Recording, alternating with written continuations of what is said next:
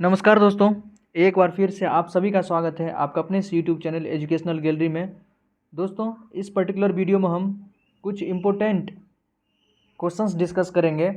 आने वाले दिनों में आपका जो भी एग्ज़ाम है, जिसमें भी दोस्तों स्टैटिक जीके पूछता है, स्टैटिक जीके हो, साइंस पूछता हो, इन्वायरमेंट एंड इकोलॉजी से क्वेश्चन पूछता हो, साइंस से क्वेश्चन पूछता हो, करंट अफेयर्स होता हो दोस्तों, सभी एग्जाम्स के लिए दोस्तों अच्छे अच्छे क्वेश्चन हम डिस्कस करेंगे।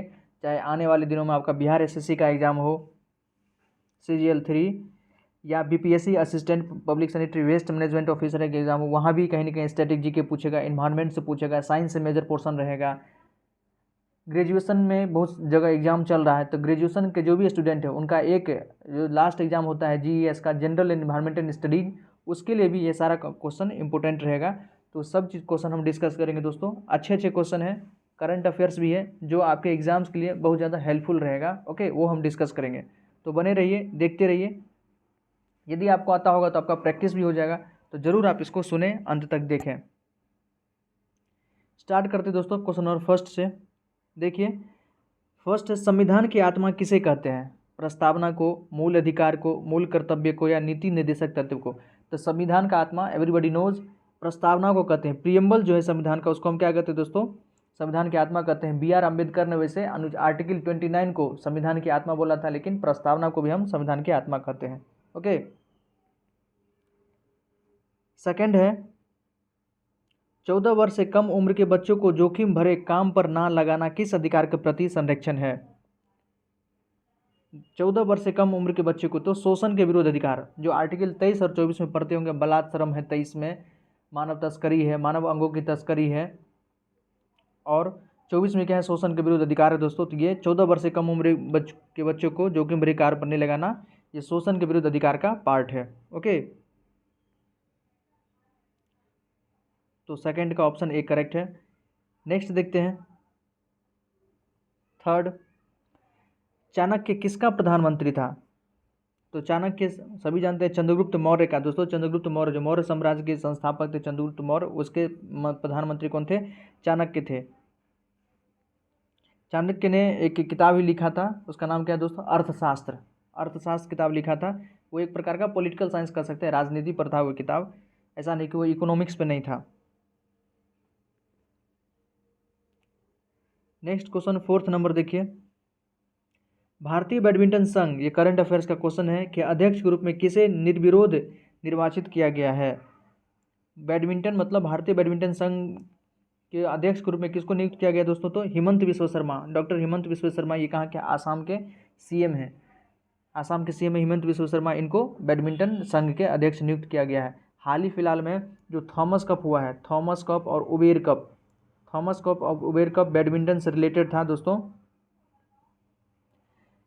इसका आपको विजेता पूछ सकता है आने वाले एग्जाम में। तो थॉमस कप किसने जीता है? इंडिया ने जीता था दोस्तों। पुरुष वर्ग का थॉमस कप इंडिया ने जीता था इंडोनेशिया को हराकर। और उबेर कप साउथ कोरिया जीता था चाइना को हराकर। साउथ कोरिया जीता था चाइना को हराकर दोस्तों, ये उबेर कप का था। ये भी आप ध्यान रखेंगे। ओके, नेक्स्ट देखते हैं 5 नंबर, उपभोक्ता शोषण के प्रमुख कारण हैं। उपभोक्ता शोषण के प्रमुख कारण क्या है? सूचना का अभाव, वस्तुओं की सीमित आपूर्ति, उपभोक्ताओं की अज्ञानता। ऑब्वियसली दोस्तों, जो कंज्यूमर है, कंज्यूमर का जो शोषण होता है एक प्रकार से, उसका एक्सप्लॉयटेशन होता है, उसके कारण क्या है? तो उसके पास बहुत ज़्यादा नॉलेज भी नहीं होती है, और जो भी मटेरियल्स मार्केट में अवेलेबल है उसकी सीमित आपूर्ति है। अगर बहुत ज़्यादा अवेलेबल रहे, जैसे मॉल में जब जाते हैं कई प्रकार का एक ही चीज़ रहता है, तो हम अपने चॉइस से ले पाते हैं, लेकिन अक्सर ऐसा सब जगह नहीं मिलता है। तो वस्तुओं की आपूर्ति जो है सीमित है, लिमिटेड है, ये भी एक कारण हो सकता है। और कंज्यूमर भी को उनको नॉलेज भी नहीं रहता है, तो ये भी एक कारण हो सकता है। तो उसके शोषण का ये सभी कारण है, तो 5 करके हो जाएगा डी। नेक्स्ट क्वेश्चन देखते हैं, इसी के साथ देखें दोस्तों, तो 24 दिसंबर को, ये भी आपको पता होना चाहिए, पूछ देता है कभी कभी डेट से रिलेटेड। 24 दिसंबर को प्रतिवर्ष राष्ट्रीय उपभोक्ता दिवस मतलब नेशनल कंज्यूमर डे मनाते हैं। राष्ट्रीय उपभोक्ता दिवस 24 दिसंबर को, और एक मनाते हैं 15 मार्च को। 15 मार्च को वर्ल्ड कंज्यूमर डे, विश्व उपभोक्ता दिवस मनाते हैं 15 मार्च को। ये भी आप ध्यान रखें, 24 दिसंबर को राष्ट्रीय कंज्यूमर डे, और 15 मार्च को मनाते हैं वर्ल्ड कंज्यूमर डे। कई सारे एग्जाम में डायरेक्ट उसका डेट भी पूछ देता है। 6 नंबर है, किस महिला को भारतीय क्रांतिकारियों की माता कहा जाता है? तो मैडम भीखाजी कामा, किसको? मैडम भीखाजी कामा को भारतीय क्रांतिकारियों का माता कहा जाता है दोस्तों। और मैडम भीखाजी कामा के बारे में पढ़े होंगे 1907 1907 में इन्होंने स्टुगार्ट, जो जर्मनी में है स्टुगार्ट, वहाँ पर उन्होंने सबसे पहले तिरंगा झंडा फहराया था।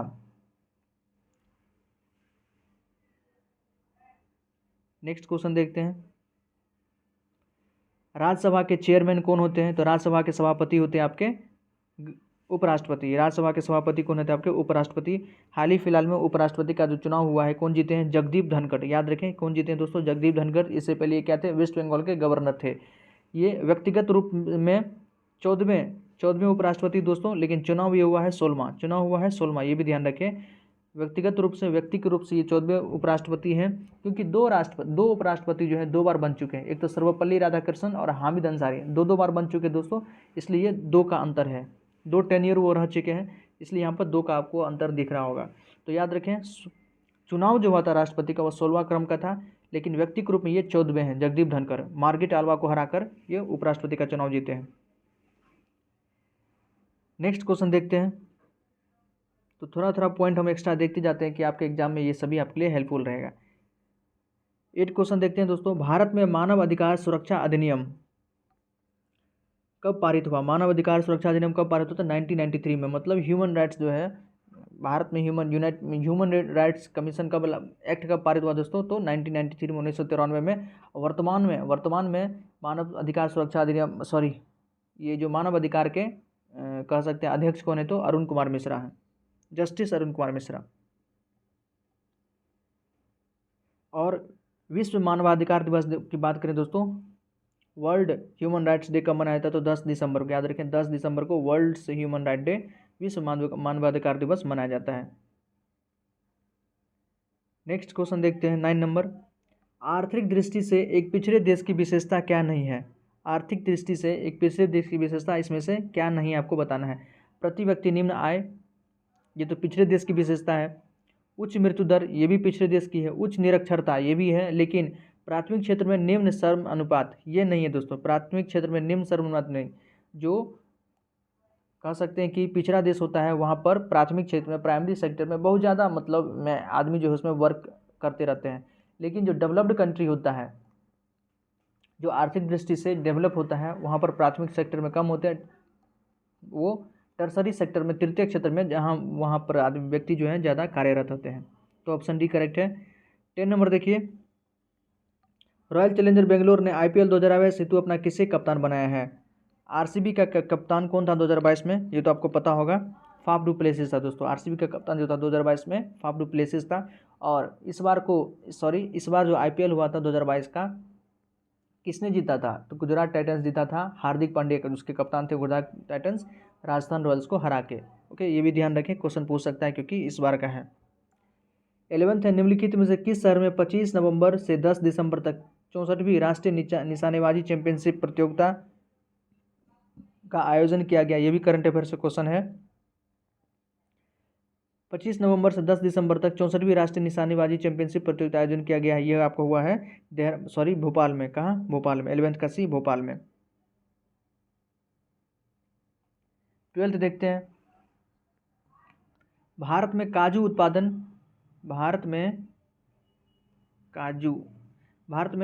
उत्पादन के मुख्य राज्य कौन से हैं? काजू सबसे ज़्यादा कहाँ पर होता है दोस्तों? तो केरल में। काजू सबसे ज़्यादा होता है कहाँ पर? केरल में। नारियल भी सबसे ज़्यादा कहाँ होता है? तो केरल। नारियल का प्रोडक्शन भी केरल में ही होता है। केरल नारियल का प्रोडक्शन सबसे ज़्यादा करता है। ऊपर से रबर का प्रोडक्शन भी सबसे ज़्यादा करता है। छोटी इलायची की बात करें, छोटी इलायची ये भी कहाँ? तो केरल में ही सबसे ज़्यादा होता है। सब्जियों का उत्पादन सबसे ज़्यादा देखें तो कहाँ पर है? उत्तर प्रदेश में है। ठीक है। नेक्स्ट क्वेश्चन 13, हड़प्पा संस्कृति का एक अन्य नाम क्या है? हड़प्पा संस्कृति आप पढ़े होंगे। हड़प्पा क्या है? तो कांस्य युगीन सभ्यता। हड़प्पा क्या है? हड़प्पा को हम कांस्य युगीन सभ्यता के नाम से भी जानते हैं, कांस्य युगीन सभ्यता। तो ऑप्शन डी करेक्ट है। 14, बौद्ध कला का प्रसिद्ध केंद्र कौन सा है? इसमें से बौद्ध कला का प्रसिद्ध केंद्र कौन सा है? कुशीनगर, अमरावती, कपिलवस्तु या श्रावस्ती? तो अमरावती। जो अमरावती का स्तूप था सातवाहन काल में बनवाया गया था, ये ध्यान रखें। और सांची का स्तूप भारत का सबसे बड़ा स्तूप है, कहाँ पर? मध्य प्रदेश में है। और सांची का स्तूप अशोक ने बनवाया था।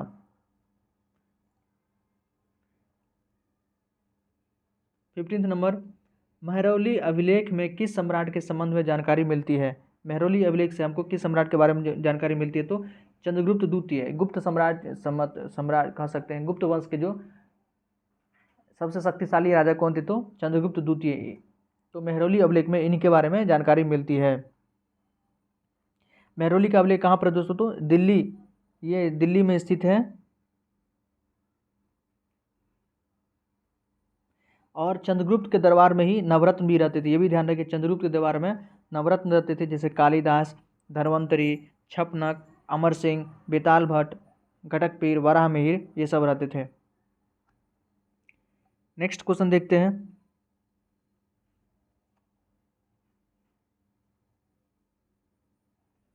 सिक्सटीन नंबर, वेदांत शब्द का प्रयोग किसके लिए किया जाता है? वेदांत शब्द का प्रयोग किया जाता है दोस्तों उपनिषदों के लिए। वेदांत शब्द का प्रयोग किया जाता है उपनिषदों के लिए किया जाता है। वेदांत का अर्थ होता है वेदों का अंत, ठीक है, अर्थात वेद के मूल भाव को टीकाकरण द्वारा समझाया गया, जिसको उपनिषद भी कहते हैं। और उपनिषद क्या है तो दोस्तों? तो उपनिषद का अर्थ है निष्ठापूर्वक पास बैठना। उपनिषद का अर्थ है निष्ठापूर्वक पास बैठना। ओके, उपनिषद में आप आत्मा, परमात्मा, मोक्ष, ये सब के बारे में जानकारी मिलता है। 17 नंबर,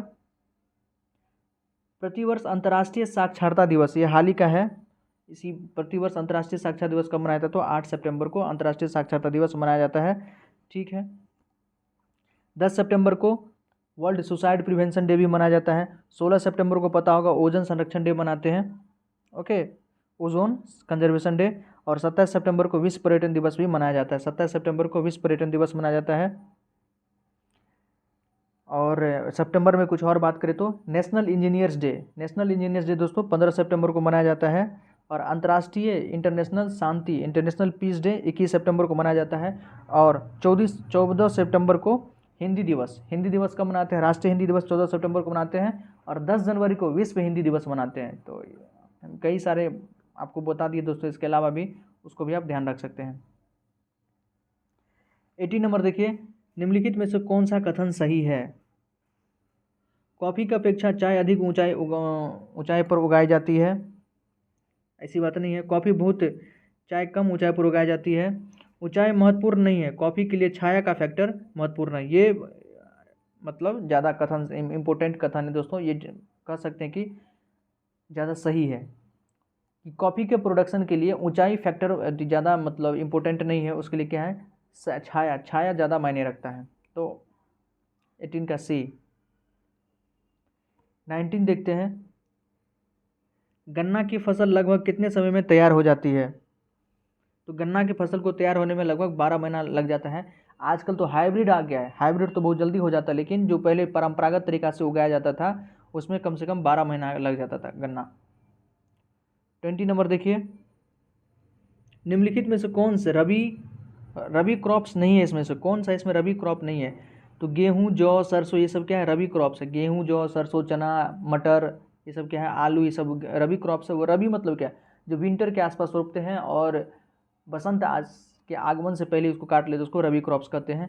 मक्का आपका रबी नहीं है, तो ऑप्शन 20 का हमारा डी हो जाएगा, मक्का। 21 21 देखिए, भारत का अंतिम राजपूत शासक कौन था?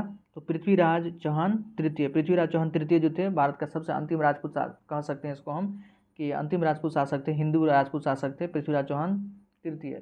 1192 में आपको पता होगा तराइन का जो दूसरा युद्ध हुआ था 1192 में, मोहम्मद गौरी और पृथ्वीराज चौहान तृतीय के बीच में जयचंद्र ने इनको धोखा दे दिया था, जिसके कारण इनकी हार हुई थी। और चंद्रबरदाई इनके कवि थे, उनके बारे में लिखा हुआ है, कई सारे कहानियां हैं। आप सत्य है या असत्य है, कई सारे इतिहासकार इसको नहीं मानते हैं कि 4 बांस 24 गज अंगुल अष्ट प्रमाणता ऊपर सुल्तान मंचू चौहान कि जब इनको ले जाता है, गजनी ले गया था, गौर ले गया था, तो इन्होंने मतलब इनका निशानी चेक करने के लिए, चूँकि इनको अंधा कर दिया गया था पृथ्वीराज चौहान को, तो इनका, और लोग इनके बारे में कहते थे कि इनका निशान बहुत पक्का है, ये शब्द भेदी बाण मार सकते हैं, मतलब शब्द सुन के उसकी तरफ ये बाण मार सकते हैं। तब उसी के थ्रू जो पूरा कहानी है कि इन्होंने मोहम्मद गौरी को मार दिया था, तीर मार दिया था, उसके बाद चंद्रबरदाई और इन दोनों ने आपस में एक दूसरे को मार दिया, ये सब कहानियाँ हैं, इतिहासकार इसको नहीं मानते हैं।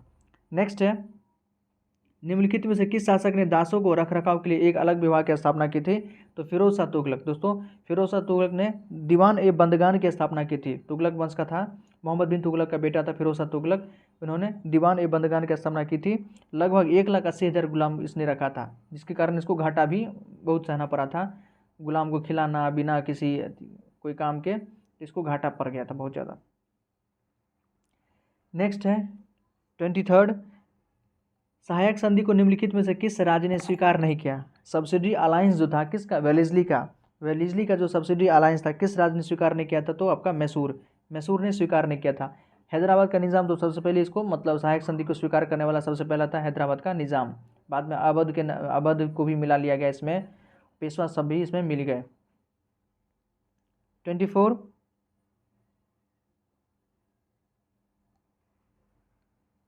वह कौन सी घटना थी जिसके बाद महात्मा गांधी ब्रिटिश सरकार के विरुद्ध अपना सर्वप्रथम असहयोग आंदोलन प्रारंभ किया? साइमन कमीशन का आगमन, तो बहुत लास्ट में 1927-8 के आसपास है। रॉलेट कानून, यस दोस्तों, रॉलेट कानून क्या था? इसको काला कानून भी कहा गया था।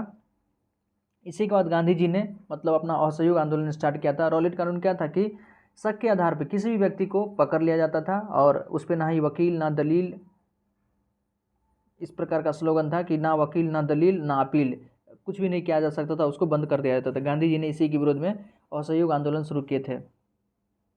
असहयोग आंदोलन आपका 1 अगस्त 1920 को स्टार्ट हुआ था और 12 फरवरी 1922 को बंद हो गया, क्योंकि चौरी चौरा घटना आपको पता होगा कहाँ पर, गोरखपुर उत्तर प्रदेश में एक घटना हो गई थी, ठीक है, जहाँ पर बहुत सारे लोगों ने एक पुलिस थाना को आग लगा दिया था। चौरी चौरा एक जगह है गोरखपुर में, तो उसके बाद गांधी जी ने इसको बंद कर दिया था, वापस ले लिया था। 25 देखिए, किस भारतीय महिला के नाम पर अमेरिका में एक अंतरिक्ष यान का नाम रखा गया है? अच्छा क्वेश्चन है। तो कल्पना चावला, आप जानते हैं कल्पना चावला एस्ट्रोनॉट थी, 2 बार अंतरिक्ष गई थी, दूसरी बार वापस लौटते समय विमान में कुछ गड़बड़ी हो गया था, जिनकी में इनकी मतलब मृत्यु हो गई। तो कल्पना चावला के नाम पर अमेरिका में एक अंतरिक्ष यान का नाम रखा गया है। 26, भारतीय संविधान का सबसे बड़ा स्रोत निम्नलिखित में से कौन सा है? भारतीय संविधान जो लिखा गया है दोस्तों, उसमें मैक्सिमम पार्ट कहाँ से लिया गया है? तो भारत शासन अधिनियम 1935, जो इंडियन रूल भारत शासन अधिनियम जो 1935 का, उससे बहुत ज़्यादा चीज़ यहाँ पर लिया गया है। तो 26 का ए।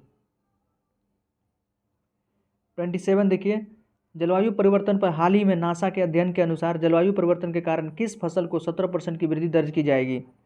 अगर क्लाइमेट चेंज हुआ, कार्बन का प्रोडक्शन बहुत ज़्यादा बढ़ जाएगा, तो किस फसल की जो प्रोडक्शन है 17% तक वृद्धि देखा जा सकता है? तो गेहूँ। गेहूँ में वो एक है उसमें कि CO2 फर्टिलाइजिंग इफेक्ट दिखाता है। यदि आप कभी डीपली पढ़े होंगे तो गेहूं के बारे में बताया जाता है कि उसमें CO2 फर्टिलाइजिंग इफेक्ट, CO2 की कंसंट्रेशन यदि बढ़ती है, कार्बन की कंसंट्रेशन बढ़ती है, तो इसका प्रोडक्शन भी बढ़ता है। तो 27 का बी। 28 देखिए, आत्मनिर्भर भारत के समर्थन में किस कंपनी ने भारत सरकार के राष्ट्रीय ग्रामीण आजीविका मिशन के लिए साझेदारी की है? तो ये क्या है? फ्लिपकार्ट। ओके, ये सब करंट अफेयर्स का क्वेश्चन है, अच्छा क्वेश्चन है, पूछा जा सकता है। तो फ्लिपकार्ट। आत्मनिर्भर भारत मोदी जी का बहुत बड़ा योजना है अपने आप में, अक्सर क्वेश्चन आते रहता है। 29, थॉमस कप किस खेल से संबंधित है? अभी भी हम चर्चा किए थे, थॉमस कप दोस्तों बैडमिंटन से संबंधित है। ओके, और थॉमस कप जो इस बार हुआ है अभी हाल ही में, कौन जीता है? तो आपका इंडिया जीता है, इंडोनेशिया को हराकर, बहुत दिनों बाद, या शायद पहली बार जीता है इंडोनेशिया को हराकर। इंडोनेशिया 13 बार का विजेता था, 13 या 14 बार का विजेता था, उसको हराकर इंडिया ने थॉमस कप जीता था। सात्विक चिराग है, प्रणोई है, कई सारे जो हैं उनके प्लेयर हैं, उनका नाम भी आया था, ध्यान रखेंगे, करंट अफेयर्स का है। और उस बीच में बहुत ज़्यादा चर्चा में रहा था, तो ये क्वेश्चन पूछा जा सकता है। 30 नंबर क्वेश्चन देखिए, hope mission to Mars, hope mission है मार्स के लिए, मंगल मिशन है एक प्रकार का कहिए, किस देश का पहला मंगल मिशन है? तो ये है संयुक्त अरब अमीरात का, UAE का है, संयुक्त अरब अमीरात का है। जापान की सहायता से इसको लॉन्च किया है, ठीक है। तो होप मिशन पूछेगा, मंगल मिशन है किसका है? तो UAE का। 31, विश्व का सर्वाधिक घनी आबादी वाला प्रदेश कौन है? तो साउथ ईस्ट एशिया, जो साउथ ईस्ट एशिया या कह सकते हैं दक्षिण पूर्व एशिया, ये विश्व का सर्वाधिक घनी आबादी वाला प्रदेश है, क्योंकि इसमें इंडिया है, आपका चाइना है, इंडोनेशिया है, इंडोनेशिया में बहुत ज़्यादा पॉपुलेशन है, और इंडिया को जानते हैं, इंडिया चाइना दोस्तों ये 1-2 नंबर पर आता है, तो दक्षिण पूर्व एशिया। 32, भारतीय वन सर्वेक्षण का मुख्यालय कहाँ है? भारतीय फॉरेस्ट सर्वे ऑफ इंडिया, यहाँ से प्रत्येक 2 साल पर रिपोर्ट भी आता है, इंपॉर्टेंट रिपोर्ट आता है। इसका मुख्यालय कहाँ पर आपका, तो देहरादून में है। भारतीय वन सर्वेक्षण का मुख्यालय कहाँ है दोस्तों, देहरादून में है। भारतीय आलू अनुसंधान केंद्र, ये भी पूछता है कभी कभी, आलू दोस्तों, आलू अनुसंधान केंद्र का मुख्यालय कहाँ है, तो शिमला में है। आलू मतलब शिमला में, ध्यान रखेंगे। चावल का कभी पूछ दें, चावल अनुसंधान केंद्र कहाँ है, तो आपका कटक में है। तंबाकू, केंद्रीय तंबाकू अनुसंधान संस्थान कहाँ है, तो राजमुंद्री, आंध्र प्रदेश में स्थित है। लाख जानते हैं, बैंगल्स बनाने में दोस्तों, चूड़ी बनाने में उपयोग होता है लाख, तो केंद्रीय लाख अनुसंधान संस्थान कहाँ है, तो नामकुम रांची में स्थित है, नामकुम रांची में स्थित है। और नमक अनुसंधान पूछ दे तो भावनगर गुजरात में स्थित है। ओके, तो इसके अलावा हमने आपको आलू के बारे में, चावल, तंबाकू, लाख, ये सब का नमक हेडक्वार्टर कहाँ है, उसका रिसर्च सेंटर कहाँ है, तो उसको भी आपको बता दिए, ये भी ध्यान रखिएगा। चाहे तो आप लिख सकते हैं सबको अलग अलग पॉज करके। 33 देखिए, जब पवन पृथ्वी के घूर्णन के कारण अपनी दिशा बदल लेती है तो निम्नलिखित में से इसे किस नाम से पुकारा जाता है। पवन जो है, वायु, पृथ्वी के घूर्णन के कारण दोस्तों अपना मतलब दिशा बदल लेती है, इसे किस नाम से जानते हैं, तो देखिए घूर्णन मतलब एक प्रकार से अर्थ के ज्योग्राफी के कारण, इसको कहते हैं भूपेक्षी। जियोट्रॉपिक विंड क्या कहते हैं, जियोट्रॉपिक, जियो मतलब तो अर्थ ही होता है। Okay, geotropic winds.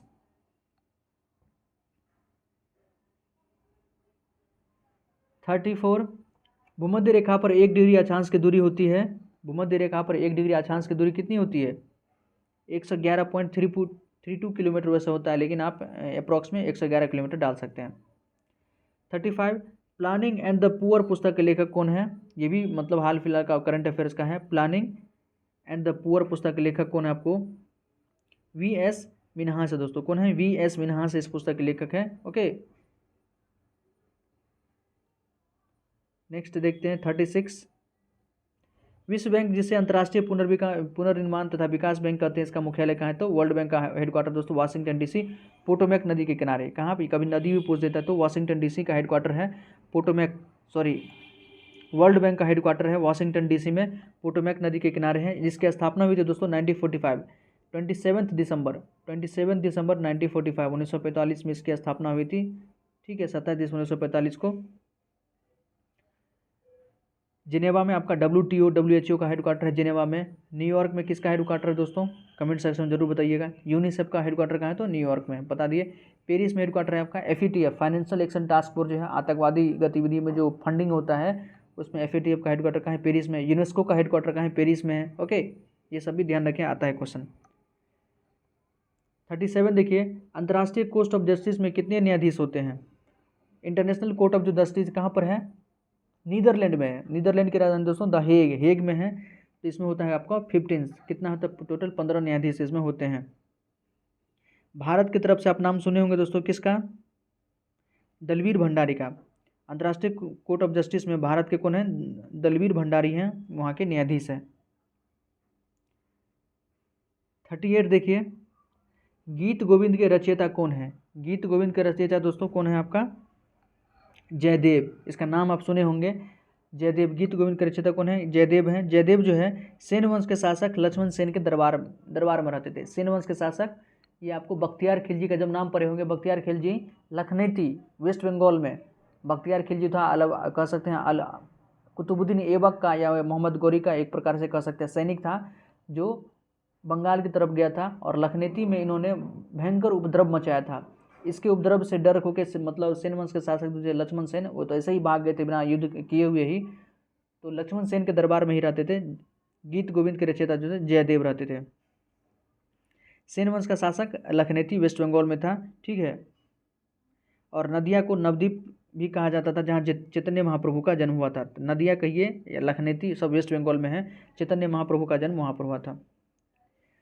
39 देखते हैं, खजुराहो के मंदिर किस वंश के राजाओं ने बनवाए थे, तो चंदेल शासकों ने दोस्तों, चंदेल शासकों ने बनवाए थे। खजुराहो का जो मंदिर है, खजुराहो का मंदिर में सबसे प्रसिद्ध मंदिर है वहाँ पर कंदरिया महादेव का मंदिर है।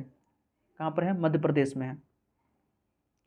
40 देखते हैं, शतरंज में पहली भारतीय महिला ग्रैंड मास्टर कौन है। शतरंज में पहली भारतीय ग्रैंड मास्टर आपका विजय लक्ष्मी, महिला की पूछा है तो विजय लक्ष्मी है।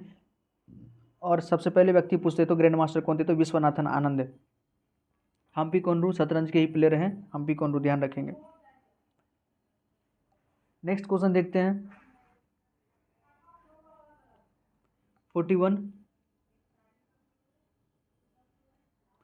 सूफी संप्रदाय का उद्भव कहाँ हुआ था? ये आपको सूफी संप्रदाय का उद्भव हुआ था कहाँ से? तो इस्लाम से। इस्लाम से ही दोस्तों सूफी संप्रदाय का उद्भव हुआ था। कह सकते हैं कि जो था सूफी संप्रदाय इस्लाम का उदारवादी है। एक प्रकार का इस्लाम के जो कुछ उदारवादी लोग हैं वो सूफी संप्रदाय का स्थापना किए थे।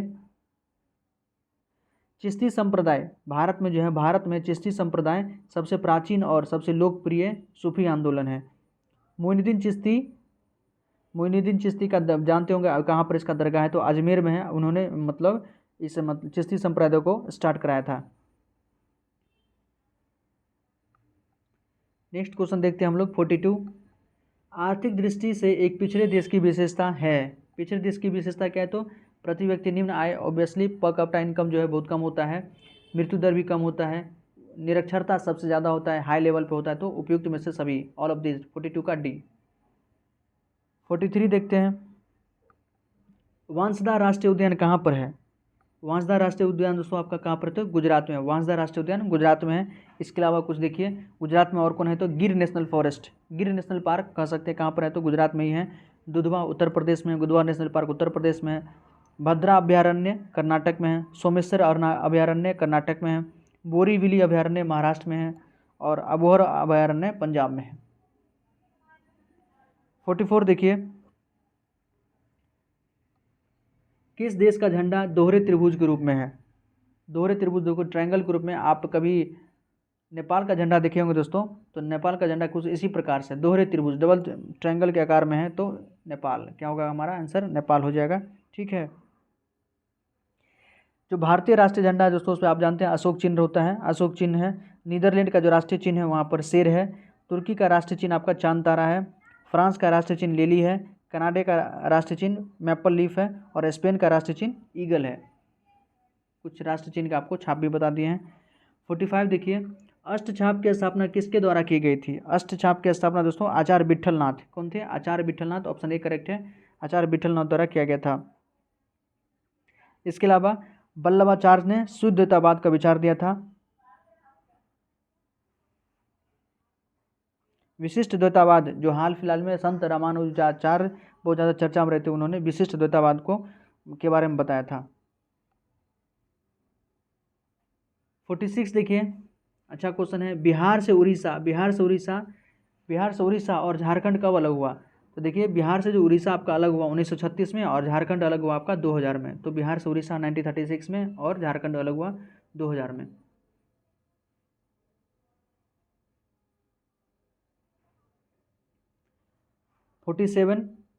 बिहार में 1857 के क्रांति के नेता बाबू कुंवर सिंह का देहांत कब हो गया था? अच्छा क्वेश्चन है, बिहार में अक्सर पूछ देता है दोस्तों। कुंवर सिंह से रिलेटेड क्वेश्चन आता ही है कि कुंवर सिंह कहाँ से संबंधित थे? जगदीशपुर से थे, आरा जगदीशपुर से थे। इनकी मृत्यु कब हुई थी? ओके, तो इनके बारे में थोड़ा बहुत जानकारी रखें। थोड़ा बहुत क्या, आपको अच्छे से जानकारी रखना ही पड़ेगा। ठीक है। तो ये बात है 26 अप्रैल 1858 को एक प्रकार से शहीद दिवस के रूप में भी मनाया जाता है। तो 26 अप्रैल 1858 को याद रखिएगा कुंवर सिंह का देहांत हुआ था। 48 बहावी आंदोलन का मुख्य केंद्र क्या था? तो ये पटना था। बहावी आंदोलन का मुख्य केंद्र आपका पटना था। 49 देखिए दोस्तों, निम्नलिखित में से कौन कर्नाटक संगीत के त्रिमूर्ति में से एक हैं? तो कौन है? त्यागराज हैं। कर्नाटक संगीत के त्रिमूर्ति में से एक कौन है? तो त्यागराज। कर्नाटक संगीत के त्रिमूर्ति कौन कौन थे? तो त्यागराज थे, मुथुस्वामी दीक्षातर था और श्याम शास्त्री जी इनको कर्नाटक संगीत के त्रिमूर्ति के नाम से प्रसिद्ध हैं। 50 बिहार राज्य के किस जिले का जनसंख्या घनत्व सबसे अधिक है? सबसे ज़्यादा जनसंख्या घनत्व दोस्तों कहाँ पर है? तो शिवहर में। शिवहर छोटा सा आप देखे होंगे, शिवहर कहाँ पर है? तो पश्चिमी चंपारण, सीतामढ़ी और मुजफ्फरपुर के बीच में शिवहर एक छोटा सा जिला है, उसका जनसंख्या घनत्व सबसे अधिक है। सबसे कम जनसंख्या घनत्व किसका है? तो कैमूर का है। सबसे कम जनसंख्या घनत्व आप याद रखिए कैमूर का है। ठीक है। 2011 जनगणना के आयुक्त कौन थे? तो चंद्रमौली ध्यान रखिए, 2011 जनगणना के आयुक्त थे। ओके। और जनसंख्या के क्रम में अगर देखें तो बिहार का भारत में तीसरा स्थान था 2011 में। 51 देखते हैं दोस्तों। यदि चंद्रमा पर बम विस्फोट हो तो उसकी आवाज़ पृथ्वी पर कितने समय बाद सुनाई देगी? देखिए चंद्रमा पर ये क्वेश्चन अक्सर पूछा जाता है अलग अलग चेंज करके, लेकिन सबका पीछे कंसेप्ट क्या, लॉजिक क्या है कि चंद्रमा पर चूंकि एटमॉस्फेयर नहीं है तो साउंड को ट्रेवल के लिए मीडियम की आवश्यकता होती है, तो वहाँ कोई एटमॉस्फेयर है ही नहीं, मटीरियल मीडियम है ही नहीं, तो वो ट्रेवल ही नहीं करेगा, वो आवाज़ आ ही नहीं पाएगा, तो इनमें से कोई नहीं। बस कंसेप्ट यही है कि साउंड को ट्रेवल करने के लिए एटमॉस्फेयर की आवश्यकता होती है। चांद पर किसी प्रकार का एटमॉस्फेयर नहीं है। एटमॉस्फेयर नहीं होने के कारण ही दोस्तों वहाँ दिन का तापमान बहुत ज़्यादा हो जाता है और रात का तापमान बहुत कम। दिन का तापमान 150 से ऊपर और रात का तापमान 130 के आसपास का होता है माइनस में, तो ध्यान रखें। 51 का डी हो गया। 52 जल की कठोरता किसके कारण होती है, हार्डनेस ऑफ वाटर किसके कारण होता है दोस्तों, तो यह कैल्शियम, जल की कठोरता किसके कारण होती है, तो कैल्शियम बाइकार्बोनेट किसके कारण होता है, कैल्शियम बाइकार्बोनेट के कारण होता है। ठीक है, जल का जो permanent hardness, sorry temporary hardness है, कोई अगर अस्थायी कठोरता जिसको कहते हैं, सिंपली उसको आप बॉयल कर दीजिएगा पानी को, तो आपका जो टेम्परेरी हार्डनेस है वो आपको दूर हो जाएगा। लेकिन जो परमानेंट हार्डनेस होता है वो उबालने से दूर नहीं होता है। ठीक है, जो परमानेंट हार्डनेस होता है वो कैल्शियम, उसमें क्या होता है, कैल्शियम और मैग्नीशियम का आपका सल्फेट हो सकता है, क्लोराइड हो सकता है, नाइट्रेट आदि ये सब सॉल्ट उसमें डिविजॉल्व होते हैं, जिसके कारण आपका जो साउंड है आसानी से झाग नहीं दे पाता। आप पता कर सकते हैं कि आपका वाटर हार्ड वाटर है या सॉफ्ट वाटर है। 53 विषुवत रेखा पर दिन कितने घंटे का होता है, तो विषुवत रेखा पर इक्वेटर पर दिन और रात दोनों 12-12 घंटा का होता है, क्योंकि सूर्य की रोशनी डायरेक्ट उस पर पड़ती है, इक्वल पड़ती है। 54 पीतल एक मिश्र धातु है जबकि वायु क्या है, पीतल एक क्या है, मिक्सर धातु है, वायु क्या है दोस्तों, मिक्सर है। क्या कहते हैं उसको, मिक्सर है। वायु एयर क्या है, मिक्सर है, क्योंकि अलग अलग जो गैसेज है उसका कंसंट्रेशन आप जानते होंगे, नाइट्रोजन का 78% है, ऑक्सीजन 21% है, और भी अलग अलग गैस है, तो इसको क्या कहते हैं, मिक्सर कहते हैं। होमोजीनियस नहीं है इसलिए मिक्सर कहते हैं। जहाँ होमोजीनियस होता है उसको क्या कहते हैं, यौगिक कहते हैं, कंपाउंड कहते हैं, इक्वल प्रोपोर्शन में तो कंपाउंड कहते हैं उसको। 55 अब साइंस का कुछ क्वेश्चन है, अच्छा अच्छा क्वेश्चन है, ये भी देखिए। इंसुलिन की कमी के कारण होने वाला रोग कौन है, तो डायबिटीज होता है। इंसुलिन की कमी के कारण, इंसुलिन कहाँ से आपका रिलीज होता है, तो पेनक्रियाज से इंसुलिन निकलता है। उसमें आइलेट ऑफ लैंगरहेंस जो सेल होता है दोस्तों, उसमें 2 सेल होता है, होता तो कई सेल हैं, हमको 2 पढ़ना है। अल्फा से ग्लाइकोगन निकलता है और बीटा से निकलता है आपका इंसुलिन। इंसुलिन के कम सिक्रेशन से क्या होता है कि जो हमारे ब्लड में शुगर होता है वो सेल के अंदर नहीं जा पाता है, तो शुगर हमारे ब्लड में ही रह पाता है। एक्सेस शुगर होने के कारण यूरिन में सही से उसका फिल्टर नहीं हो पाता, या एक्सेस कर दीजिए, एक्सेस हो गया तो वो आसानी से किडनी से पास कर जाता है, हमारे यूरिन में आ जाता है, जिसके कारण कि पेशाब करने वाले व्यक्ति के यूरिन पर चींटी वगैरह लगता है, तो लग उससे मतलब फिजिकली पता कर सकता है कि अगर उसमें मतलब डायबिटीज है उस पेशेंट को, क्योंकि बहुत ज़्यादा शुगर निकलने लगता है उसके यूरिन से, मतलब इंसुलिन की कमी हो गई है। 56 देखिए, किस ताप पर H2O का घनत्व अधिकतम होता है। देखिए H2O का घनत्व, डेंसिटी मैक्सिमम सबसे ज़्यादा कहाँ होता है वाटर का, तो 4 डिग्री सेल्सियस पर होता है। ओके, इस 4 डिग्री सेल्सियस को आपको बदलना पड़ेगा फ़ारेनहाइट में, तो आपको पता होगा C/100 equal to F-32 upon 180। बस C के स्थान पर आप क्या रख दीजिए, 4 रख दीजिए। यहाँ से 20×5 100, 20×9 और क्रॉस मल्टीप्लिकेशन कर लीजिएगा तो आपका फ़ारेनहाइट आ जाएगा 39.2 दोस्तों, 39.2 आपका आंसर है बी। तो 39.2 फ़ारेनहाइट कह सकते हैं या 4 डिग्री सेल्सियस कह सकते हैं। यहाँ पर वाटर का जो डेंसिटी होता है मैक्सिमम होता है। 57 देखिए, निम्नांकित में से कौन स्तनधारी नहीं है, इसमें से कौन है जो आपका मैमल्स नहीं है, तो मगरमच्छ दोस्तों। मगरमच्छ क्या है, रेप्टिलिया है, मगरमच्छ रेप्टिलिया है। ह्यूमन तो स्तनधारी है, बाघ स्तनधारी है, डॉल्फिन स्तनधारी है, लेकिन जो मगरमच्छ है, आंसर मगरमच्छ होगा, ये आपका रेप्टाइल है। 58 निम्नलिखित विद्युत चुंबकीय तरंगों में से किसका तरंग दैर्घ्य अधिकतम होता है, मतलब किसका वेवलेंथ सबसे मैक्सिमम होता है। तो देखिए इसका जो ऑर्डर है, आप पहले जो अलग अलग वेव्स है उसको देख लीजिए। सबसे पहले होता है गामा, फिर होता है एक्स, फिर होता है यूवी, फिर होता है विजुअल, फिर होता है इंफ्रारेड। देखिए दोस्तों, सबसे कम होता है गामा का, फिर होता है एक्स का, उससे आप इंक्रीजिंग ऑर्डर में, सबसे कम गामा, उससे ज़्यादा एक्स का, फिर यू अल्ट्रा वायलेट का, फिर है विजुअल का, फिर है इंफ्रारेड। तो इसमें आपको एक्स किरण दे दिया है, गामा किरण दे दिया है, पैराबैग्निक किरण अल्ट्रा वायलेट दे दिया है, तो ये सब तो पहले वाला है। और ये है आपका विजुअल। अवरक्त मतलब विजुअल रेंज दोस्तों, विजुअल स्पेक्ट्रम जिसको हम लोग देखते हैं। ठीक है, तो हमारा डी ऑप्शन करेक्ट हो जाएगा। इसी विजुअल के अंदर आपका विवग्योर आता है, violet, indigo, red, green, orange और रेड वगैरह जो आता है, रेड का वेवलेंथ सबसे ज़्यादा होता है। ओके, तो 58 का डी हो गया आपका। 59 बेहतरीन क्वेश्चन है, आंसू गैस का रासायनिक नाम क्या है? आंसू गैस CCl3NO2।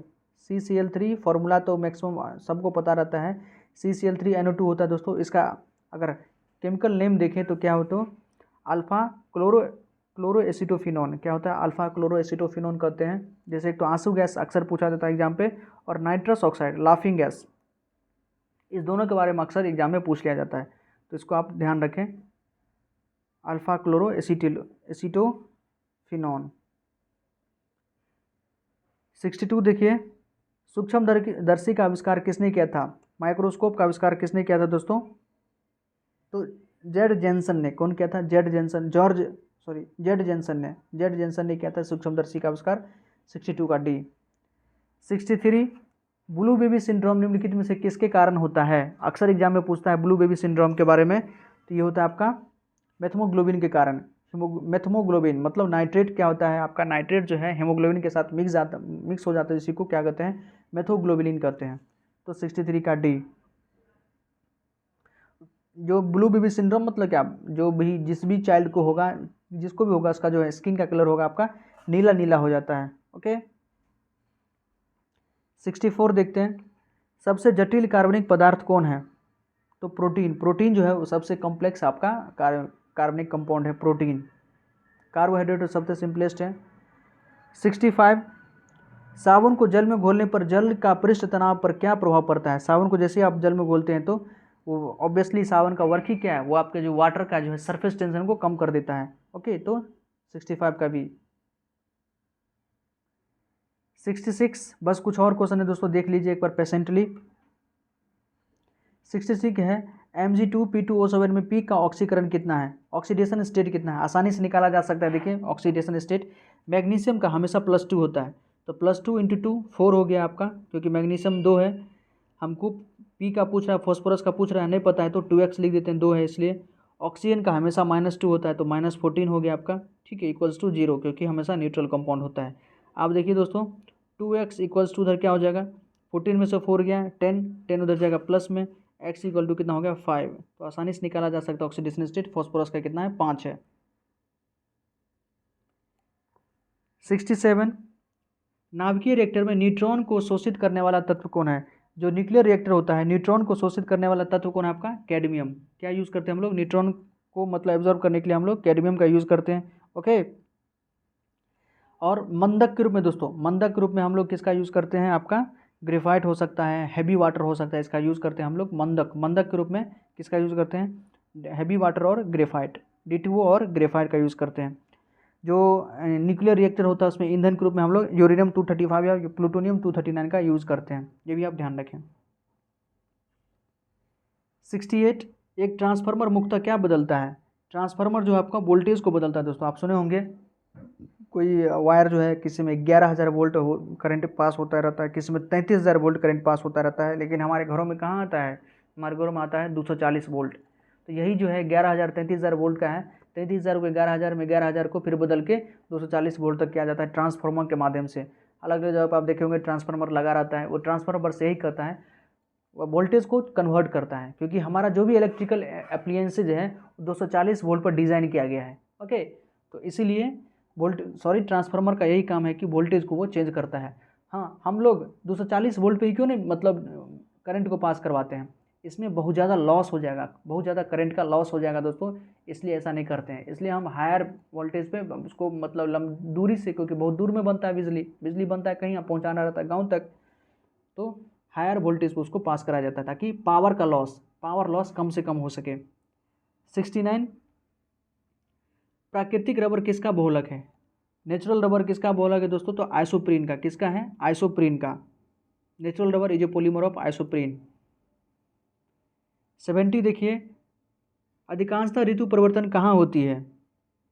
ऋतु परिवर्तन की घटना अधिकांशतः कहाँ होता है दोस्तों? मौसम संबंधी जितनी भी घटनाएं होती कहाँ होती है? ट्रोपोस्फीयर में। कहाँ? ट्रोपोस्फीयर में या क्षोभ मंडल, समताप मंडल में किसी प्रकार का मौसम संबंधी घटनाएं नहीं होती है, और आयनोस्फीयर इस समय तो कुछ होता ही नहीं है। तो ट्रोपोस्फीयर में मौसम संबंधी जो भी घटना होता है आपका 70 का बी, ध्यान रखें। 71 है, उच्च स्तर भाषा के स्रोत कूट के पंक्ति दर पंक्ति मशीन कूट में बदल देने वाले अनुवादक प्रोग्राम को क्या कहते हैं? तो इसको कहते हैं कंप्लायर। कंपाइलर ये कंप्यूटर का है। 72 देखिए,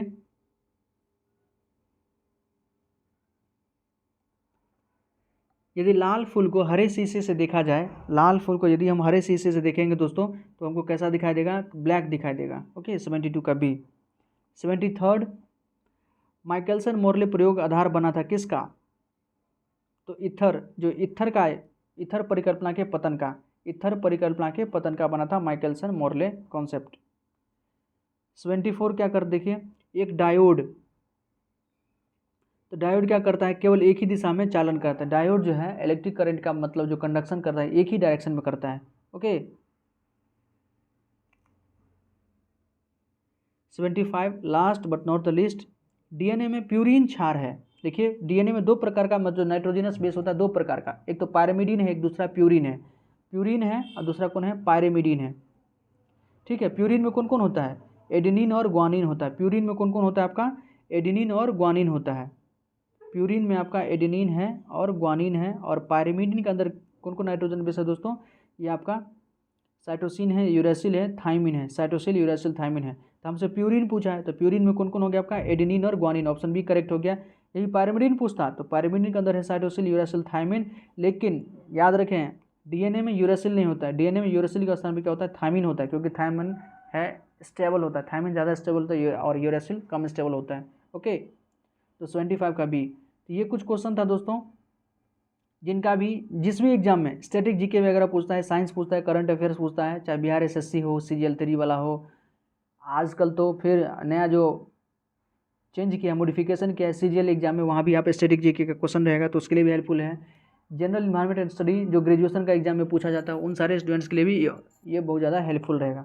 ओके, तो प्लीज़ इसको देखें और बीपीएससी वाले सारे स्टूडेंट जरूर देखें, क्योंकि इसमें करंट अफेयर भी था और आपका साइंस से अच्छा क्वेश्चन था। ये वहाँ पर साइंस से दोस्तों अच्छे क्वेश्चन थे, जो अक्सर एग्जाम में अब ट्रेंड हो गया कि गुड क्वेश्चन पूछने का।